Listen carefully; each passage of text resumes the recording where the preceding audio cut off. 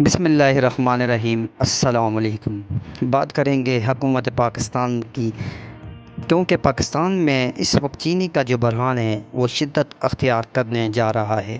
چینی جو ہر غریب اور امیر کے کچن کی ضرورت ہے، کبھی حکومت کہتی ہے چینی زیادہ ہے اور ایکسپورٹ کر دیتی ہے، پھر چند مہینوں بعد ہی وہی حکومت کہتی ہے چینی کی قلت ہے اور مہنگے داموں امپورٹ کا بہانہ بنا کر عوام کی جیبوں پر ڈاکہ ڈال دیا جاتا ہے۔ یہ کوئی اتفاق نہیں، یہ ایک منصوبہ بندی اور لوٹ مار ہے۔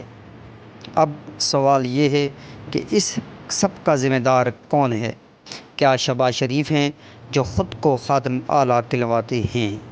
آج عوام کو چینی کے لیے کیوں ترسایا جا رہا ہے؟ اور مریم نواز جو نئی قیادت بن کر آئی ہیں، آئے روز دیگر منصوبے جو ہیں وہ اعلانات کرتی دکھائی دیتی ہیں، وہ عوامی مسائل پر کیوں خاموش ہیں، کیوں نہیں بولی ہیں، یا وہ بھی اس خاموش لوٹ مار کا حصہ بن چکی ہیں؟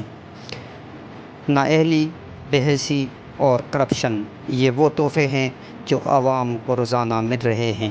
ذخیرہ اندوز مافیا، طاقتور سرمایہ دار اور حکومتی کمزوریاں مل کر اس ملک کے غریب عوام کو چینی، آٹا اور روٹی سے بھی محروم کر رہے ہیں۔ ہمیں اب صرف احتجاج نہیں، سچائی کا سامنا کرنا ہے، آواز اٹھانی ہے، سوال کرنا ہے، ہماری چینی کہاں گئی؟ کس کے حکم پر بیچی گئی اور کس کی جیب میں پیسے گئے؟ خاموشی اب جرم ہے، جاگیں، بولیں اور ظلم کو بے نقاب کریں، کیونکہ آج ہم نہیں بولے تو کل ہماری سانس بھی بک جائے گی۔ اسی طرح 2018 کے الیکشن میں جب تحریک انصاف کی حکومت تھی تو چینی کے ایک بہت بڑا سکینڈل دیکھا گیا، جس میں جنگیر ترین جو ہے ان کے خلاف بھی ابھی تک وہ کیس جاری ہیں، اور ہماری حکومت کی یہ سب سے بڑی نااہلی ہے کہ جس کے خلاف کیس چلتے ہیں اور وہ چلتے ہی جاتے ہیں، اس کا فیصلہ نہیں ہوتا، بندہ مر جاتا ہے لیکن کیس کا فیصلہ نہیں ہوتا۔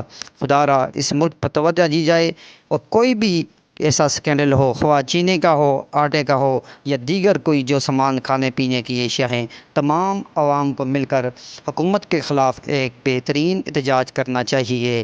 اسی طرح کی مزید ویڈیو دیکھنے کے لیے ہمارا چینل ضرور سبسکرائب کریں۔ شکریہ، اللہ حافظ۔